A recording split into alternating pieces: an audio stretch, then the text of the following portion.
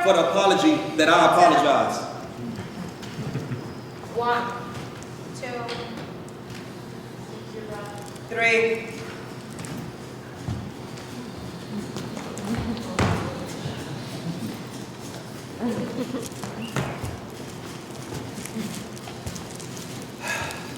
So, y'all see this on my leg, right? And something happened earlier today that I would normally have a little school. And so this is my first time running this just like this, leaving my house and coming here. So I've been nervous all night. I've been nervous all night. And I've been This wondering guy about- always got a story to tell y'all, but this is my brother right here, and we love him. Thank you. I am nervous, We love him so much. but they support me. And I'm very grateful. And I'm sweating. I don't know if you got that boot, but Puerto Rico Julio, he sound like 2 for 5 around the way. You see the action. Give me money, Brady. All right. Freedom right now on every level, not even just with NYPD, is under so much stress and tension that we need to start talking as a community to make sure that we maintain our freedoms locally. That's really Yes, we don't do it. We don't talk. We don't talk to anybody. We just talk without listening. When people come up to it, they don't listen. We're not going to get anywhere. My question is freedom in the eye of the beholder?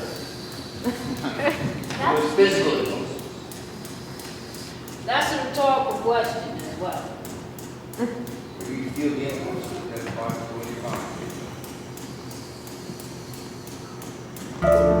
I want the freedom to sing one more time. Very short. Just give me a minute. You've got to remember the love. You know that love is a gift from up above. Share love, give love, spread your love. Measure your life in love.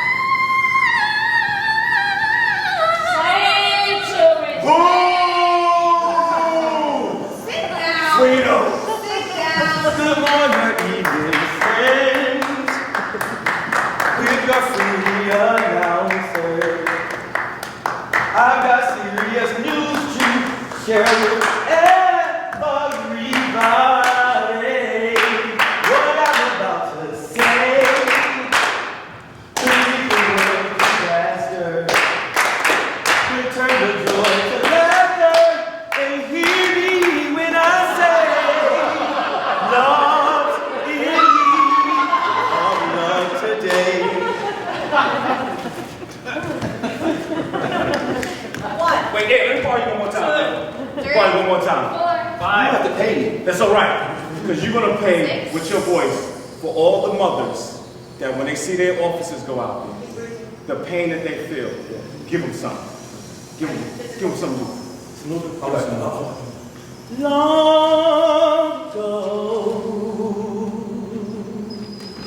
and oh, so far away, I fell in love with you before the second show. I'm gonna try to sing too. And your guitar is sounding but you're not here. The radio. Don't you remember you told me you love me, baby? You said you'd be coming back, just wait again, baby. Help 'em out. And Baby, oh baby, I love you. I really do. I tried, baby. I tried. My mama here, that's my thing. $5. Want the photo? I'm free. Get in the photo. I get the photo for free. If you want to take a picture with Batman, take a picture with Batman. You got my house? No, Batman sides are free. Oh, Go back to your breath. Go back to your breath on the sides. Y'all look like the firm of get me out of jail for free. Dial 199999. We have an impulse, act on it, otherwise just sit there and breathe.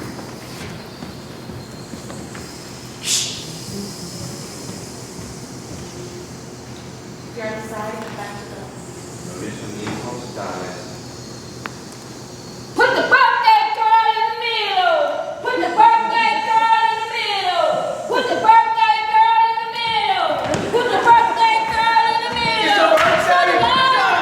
Shut it up. Shut it up. Shut it up. Shut it up. Shut it up. Shut it up.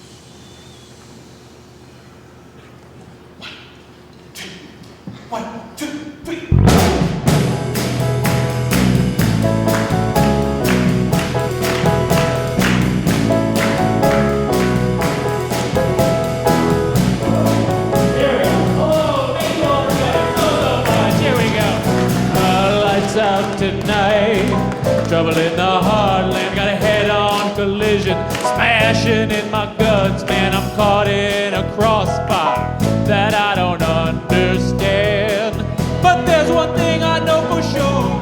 I don't give a damn for the same old played out scenes, baby. I don't give a damn for just the in-betweens. Honey, I want the heart, I want the soul, I want control right now. You better listen to me, baby. Talk about a dream, try to make it real. You wake up in the night with a fear so real.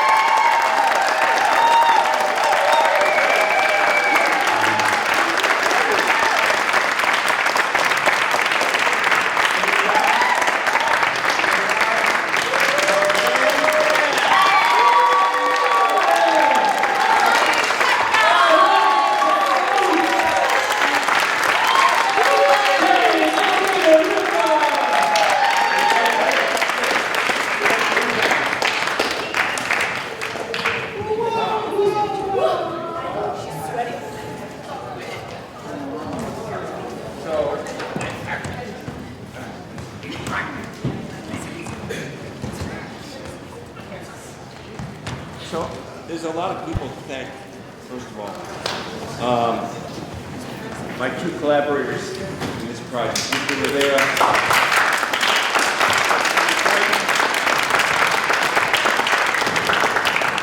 Our crew, Elena and Emily and Nikki and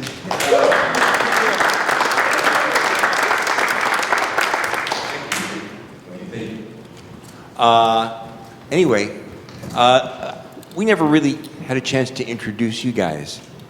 So why don't you all just tell us your names and what you do and where you're from? Pass this around. Danielle? Hi, I'm Danny. I'm from Brooklyn.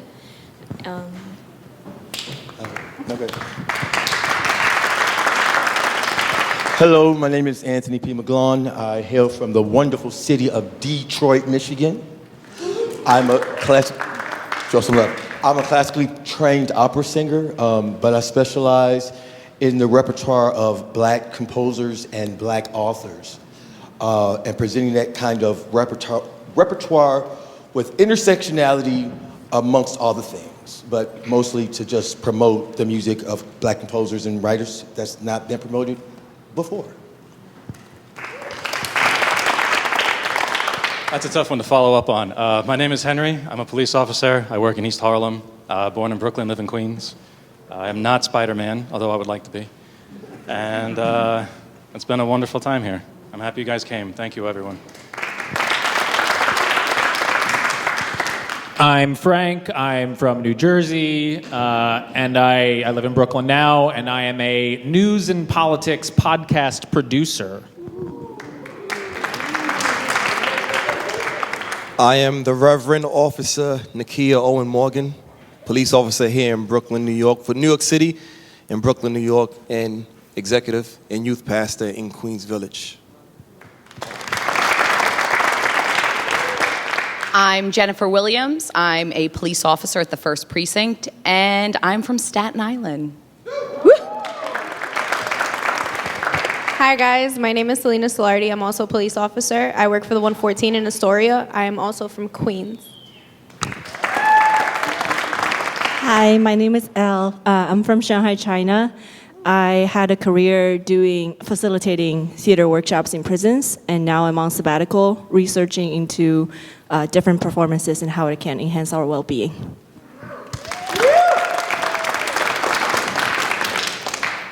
I'm Hardy Brooklyn. I'm from Brooklyn, New York. I help people live authentic lives in an inauthentic world. I'm a life coach. Hi, my name is Milana Randall, also known as Money Flowing. I am the founder of Randall Elite Entertainment and Performing Artists, LLC. I'm originally from Brooklyn. I do events in Harlem. My name is Ronald Modesto Maldonado Burke. I'm a 19-year veteran at NYPD. I'm also part of the chaplain corps with the U.S. Army, and I'm pretty much the most scaredest guy to be here.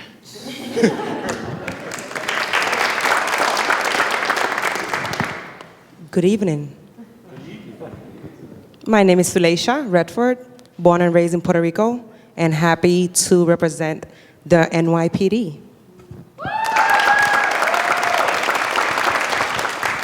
My name is Justin Rodriguez. I'm an actor, teacher.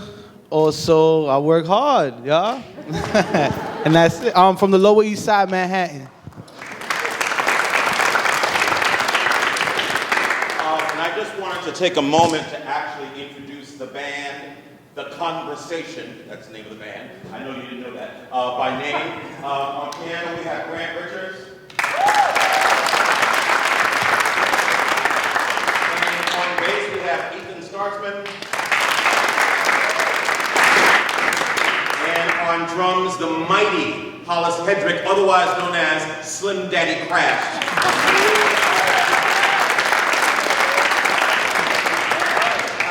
So I'm sure you've got questions. We'd love to hear from you. You heard from us for the past hour and a half or so.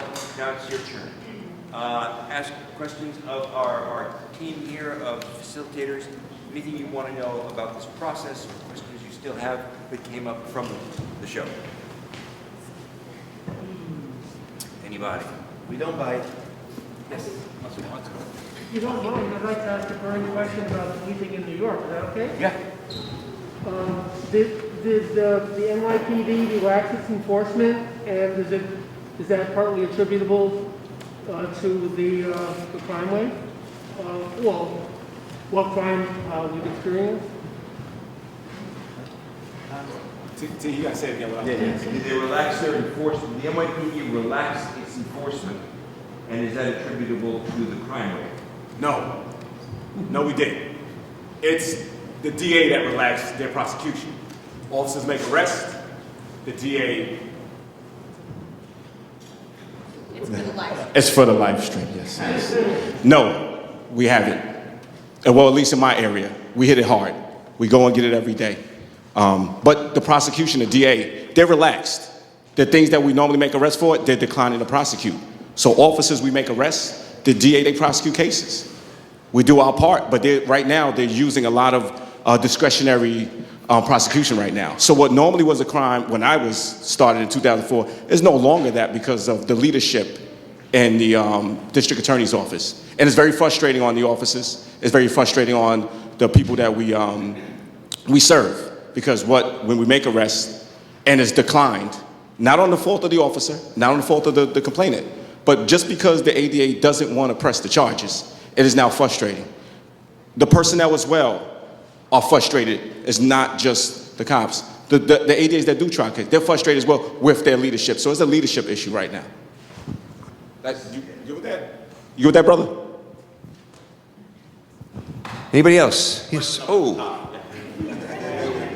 Go. It's gonna be good.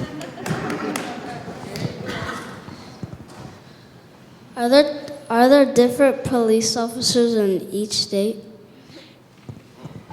Are there different police officers in each state? Only police can answer that question. No, anybody can answer that question. I'm from Detroit. The Detroit police have a different kind of swagger. I went to college in Atlanta, Georgia. In Atlanta, it was way... Sorry. I'm from Detroit originally. I went to college in the South in the late 90s, right at the end of Freaknik, and those police officers had just got off the tail end of the Olympics. And then I decided I wanted to come bring my wild, crazy self to Atlanta, Georgia. And my interaction with the police in Atlanta, Georgia is the reason why I said, fuck the police. And then I went to graduate school in Iowa, and they were bewildered police because they weren't used to dealing with black people. So, yes, sir. Oh, the little boy. Oh, my God, I'm so sorry. I'm swearing. There are different police everywhere. You're welcome. Questions? Yes.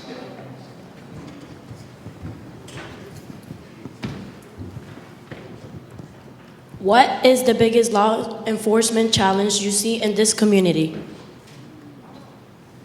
Who wants to take that one?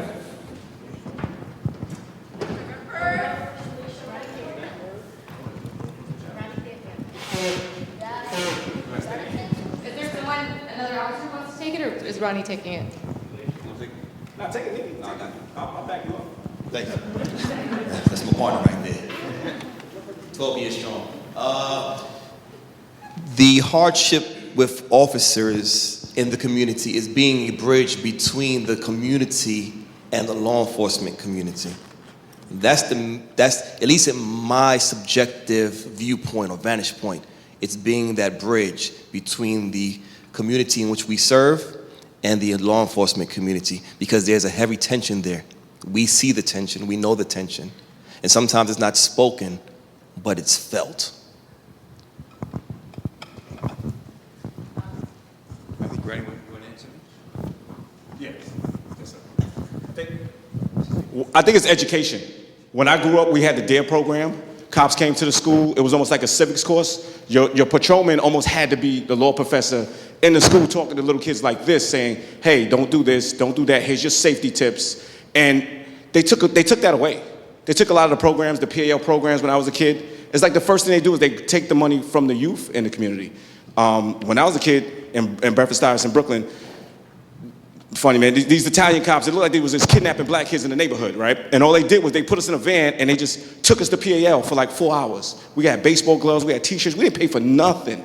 And the whole rationale, they brought us back late every day. But the rationale to the parents was, you want them in a basketball court, in the field, or you want them in the streets? And the education is what we got from being around those officers. Those little conversations that they had, it's priceless. You can't put a dollar amount on it, and they took that dollar away. So education, I would say, is very vital. It's a challenge, because if I can prevent certain things by just talking to a young lady, a young man, then that will serve a vital service to the community. We have a question over here. Well, first I want to start by saying congratulations. You guys did wonderful. I'm an alum of TPSU. I served 2 times. So I understand quite what you guys were dealing with standing in front of this audience, this great audience. But I do have a question. Duality was something that was mentioned this evening. And to each of you, I would like to know exactly how would you take that term and use it to bring community of change? How would you take the term duality and use it to bring about a community of change?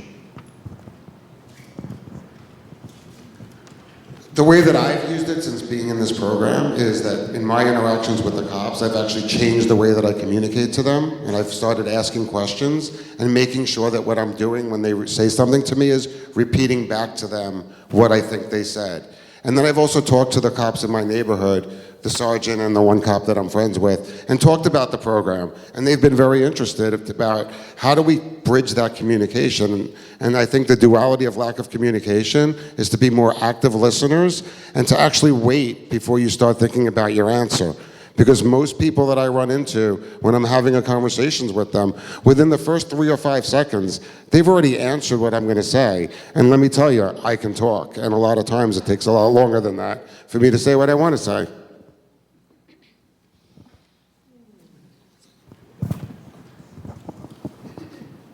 Yes.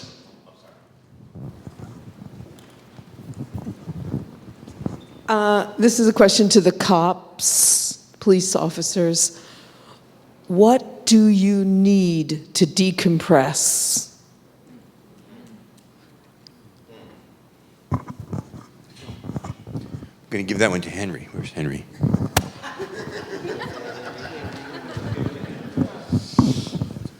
Decompress. That's a good one. Wow, that's actually a really deep one too. So, I work in East Harlem.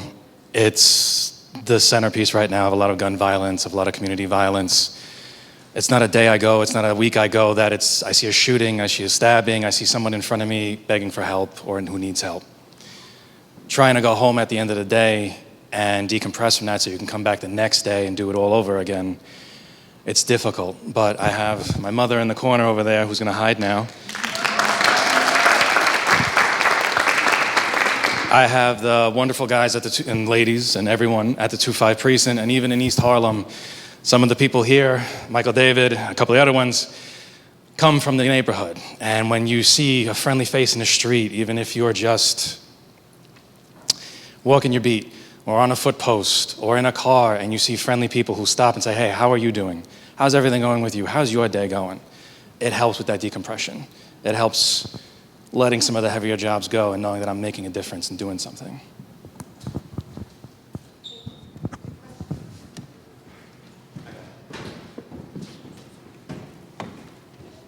If you could give one piece of advice to police officers joining the department that will help them succeed, what would it be and why? If you can give one piece of advice to police officers joining the department, what would it be and why, Jen?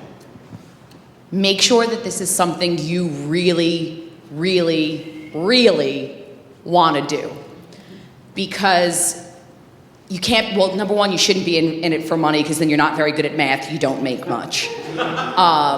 You do get good health benefits, so that's something.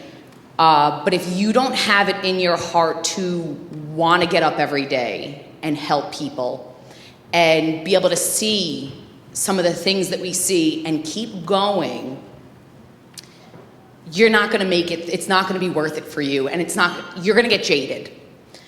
And I remember when I started as a civilian in the police department. I was a police administrative aide, and I walk in like myself, and I'm smiling like ear to ear, like I always do, because I have resting smile face. And they told me, yeah, that's gonna turn upside down pretty soon. This job is going to make you miserable. The same conversation happened when I'm a cop now, and I walk into the 1st precinct, which is not a bad command. It's Tribeca, it's Lower Manhattan. I was told the exact same thing. Because this job can take a lot away from you, from what you see and what you deal with every day. But you can never let that change who you are. And the moment that this job changes who I am, I know I'm done with it. And you have to know that for yourself. So if you're going into it, you can't go into it thinking it's going to be the most wonderful thing. You're going to have really hard days.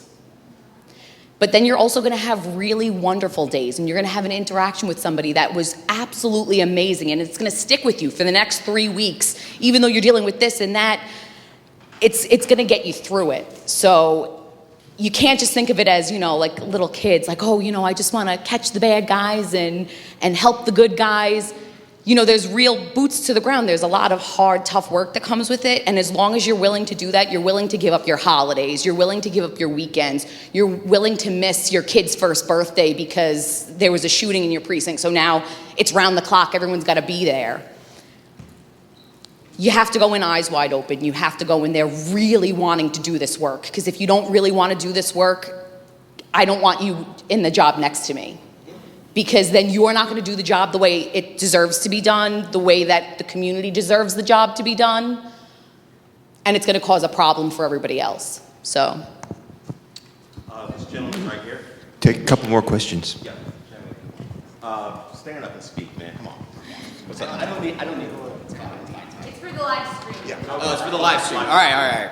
For the live stream. To my fellow citizens, I'm sorry, this question is for the cops again. I've never had this forum to be able to ask this question, and I've had this hypothesis for a very long time, so please speak from your heart. Do you feel as if you are being asked to do too much? And if you could remove one aspect of your role, what would it be? What?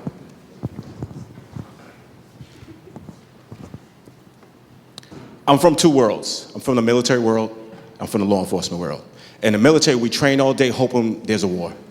In the police world, we're in the war all day, and we don't train at all. What I would like is the opportunity for more training, for more roundabout training, because when they take money away from the training minimizes mistakes.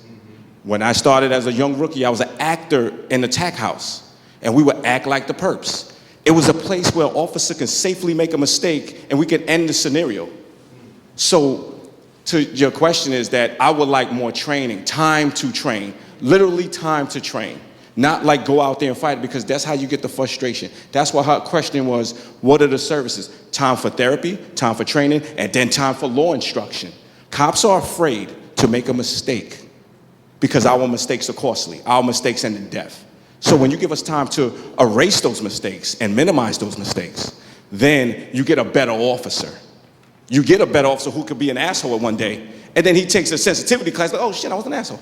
You know what I mean? And they learn these things for these little tool belts. So I would like opportunity to train. Y'all took that money out, put that money back into training so we can not make mistakes anymore, or at least minimize the mistakes. One last question right here. Yeah. I'll just talk really loud. I'll just talk really loud. Go for it. How much of the job is pretending to care about small infractions that don't really matter that much to you? Like, does it actually bother you if someone's like jumping the turnstile, or do you have to just kind of give them, do the job? And is there any parts of it where your values aren't necessarily aligning with the law? And maybe a cop that hasn't spoken yet, perhaps? Maybe?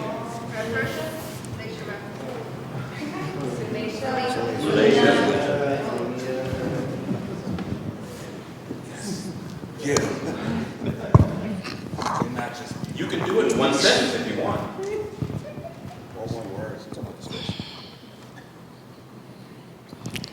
What I will say is, if you're violating the law, we just have to enforce it.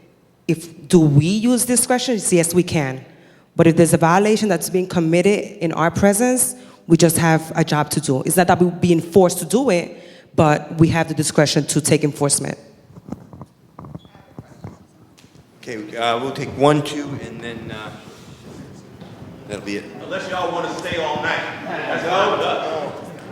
So, I actually saw how you reacted to that question. It seemed like you were a little frustrated or upset about it.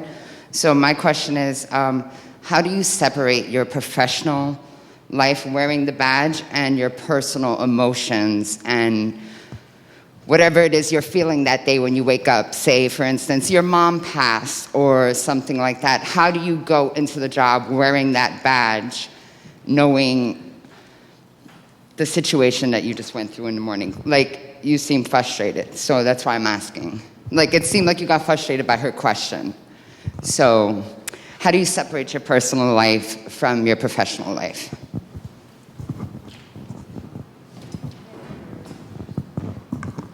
I am actually not frustrated. This is just who I am. That's just my personality. I apologize.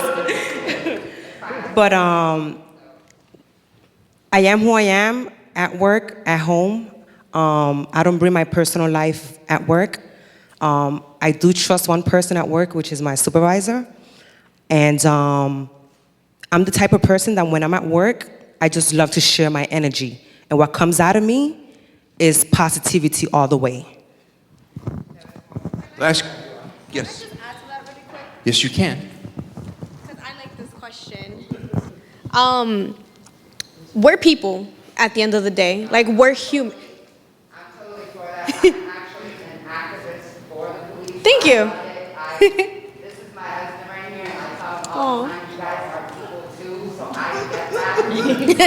I'm actually why this room is happy, so I'm all for that. So, go forward. What I meant to say, though, is that at the end of the day, like, we're people, and real things do happen to us, you know? So the minute we clock in or we scan in, unfortunately, like, you got to put everything behind you.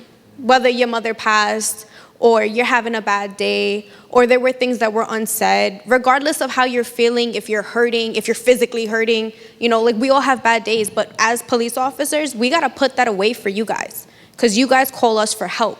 You guys are the ones that are panicking and are hurting and are needing assistance and needing guidance, and we have so many jobs that we can't think about ourselves because we put you first. At the end of the day, regardless of how this interaction goes between us, I'm still gonna put you first. And like what she said, she brings in positivity all the time. What she said, she hasn't changed the person that she is since she was a civilian and becoming a police officer. Myself, everybody says, hey, you're so happy, you're so energetic, like, that's gonna die down. It's like, the energy that I give off is what I want the person I'm interacting with to feel. I want you to feel like you can trust me and you know, hey, I'm gonna be okay regardless of how I'm feeling. So, as hard as it is, we're still people. But because of the job that we do and how we feel about it, we will put everything aside and pretend like it never happened. And then later on, we'll decompress and we'll have our support system and we'll just sit back and, you know, tomorrow's a new day. And hopefully I made an impact with the person I was with, and that makes me feel better about however I was feeling initially. To add one thing. So, the woman, Miss Joyce, who started a daycare, the foundation for my life, was a Detroit police officer. Her boyfriend at the time, who was one of my father's best friends, was also a police officer. So I grew up with a love for the police officers because they were people that showed me love, right? It was only when I began to grow up and understand the systemic racism that's in this country and how policing came to be and how there's so many other things, but I was forced to remember those relationships with those police officers, with Miss Joyce and with Bruce. So when I did run into a police officer that didn't treat me with kindness, I knew that all cops weren't like that. Even though I did have an attitude, I knew all cops weren't like that, and that kept me grounded. That kept me from not making rash decisions. It's talked me out of a couple tickets. But that relationship has been good for me. So I felt it on both sides. Okay, final question. Jim wants this. Real quick. We're also like actors too. You know, when we put on that uniform, like somebody said earlier, it's like putting on a costume. It changes. You get into that character of the police officer. But the thing is, within the police department, and a big reason why I wanted to become a police officer, even though I had already worked for the police department, is that brotherhood and sisterhood that you have. So, listen, my coworkers know if I'm having a rough day. They know a lot of times. My partner knows what's going on at home. And there's people that I work with that I know, like, you know what, they had something with their kid, and like, if it's a job dealing with a kid, like, I'm gonna get there before they do. So I can handle it, because you know what? It's gonna put him into a ball and wanna cry, because he's dealt with something in the past that really affected him. You know, so we know each other. We have this relationship with one another, that we're family. So as much as we do, we try 100% to come to work and put on that actor, that we're the police officer, we're strong, we don't have things that bother us. There are things that bother us, and that's why we have each other to lean on a lot. That's good. We had a last question, right? This young lady had her hand up for a while. Yes. Thank you. I wanted to kind of touch on what you said about, I don't know if you can hear it, I wanted to touch on what you said. Yeah, okay. I wanted to touch on what you said about the idea of hearing what the person says before responding, right? And how that can help with de-escalation and communication. So as a social worker who often has to call the police as an ally to help someone who may not be in their right frame of mind, or maybe decompensating, or whatever the case may be, what additional training do you think that you guys require when it comes to mental health conditions and dealing with the mentally ill? Because like you said, you wear a lot of hats, and you're not all social workers and you're not all psychologists, but you're called out on those cases. And when things go left, you react, and then you're punished for the reaction, right? What do you think would help you guys serve the mentally ill community a little better?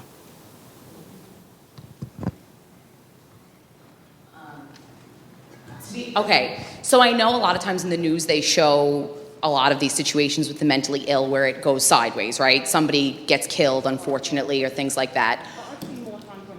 But so you're a social worker, so you know. On our side, I feel like that's one of the, we call them EDP jobs, emotionally distressed person. We go to those jobs, especially in my precinct, more than anything else, really. And I can say a lot of my coworkers are amazing. The way that they can de-escalate, the way they can calm someone down. And the news never talks about those at all. And we deal with thousands of them a day, where we only have a handful that has been in the news in the past years that went wrong.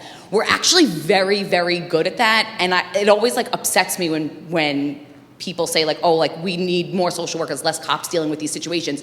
Those are some of my favorite situations to deal with, because I feel like you can really connect with these people. Those are the times you can really actually feel like you've helped someone, when you're through with it.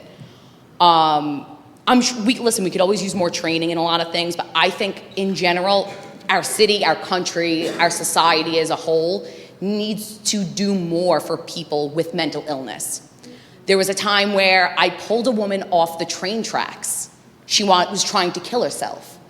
And as we're trying to get information for her, as the ambulance is coming to pick her up, I look at her wrist and she has a Bellevue bracelet on. They released her that morning. So she had attempted to kill herself, had been hospitalized and released almost immediately, and then attempted to do it again. So for me, I would want there to be, and I don't know what that answer is, but I would like for there to be something to do where we can actually help people who have the mental illness. Once we have them in our custody and we can send them, and what do we always do? In Manhattan South, we send them to Bellevue. What's happening at Bellevue? How can we get them from there to somewhere where they're actually going to get the help that they need and they deserve? Also, to like... Our last question for the I was just going to add to it really quick, really quick. EMS, they're great resources, but also a lot of the cops that you work with are great resources because some of us have previous backgrounds and everybody has their own personality. So you have multiple people that hopefully and willingly will connect with that person. So it's like, if one person isn't getting through to them, then you have another person. And it's like, we are really people, if that makes sense. So with that being said, it's like, you seeing somebody distressed, you don't want them to be distressed. That's why you de-escalate. So it's like, everybody's hands are like full on force because we're all trying to help, and eventually, more than likely, it does end up working in their favor because they do end up getting help, or they end up going to like the appropriate place. Like she said, you go back to the hospital, or they're no longer in distress. So I feel like we're also really good resources, along with you guys. Thank you. Okay, that's going to have to be the last question. I have a favor to ask of you. In your programs, there is a survey. We're going to hand out pencils, which we just bought today. If you would please fill out the survey before you leave here. And what do they do with it, Elena? Elena? The QR code, also, if you want to also fill out that form digitally, there are QR codes around the theater. So you can scan those, do a quick online form. If you are doing the paper form, one of us will be standing by the door to collect that from you afterwards. The more people who fill it out, the better for us to make this better. Great. And we're going to keep the bar open for about half an hour. If you want to stay around and talk to these folks and have a glass of wine, that would be great. The last thing I want to say is this program depends on private support. And every year we start from zero-based funding, and we have to raise the money to do it again and again and again. So if you've got disposable income and you'd like to make a tax-deductible donation to Irondale for TPSU, we would certainly appreciate that too. So thank you all for being here tonight, and thank you guys for doing a wonderful job.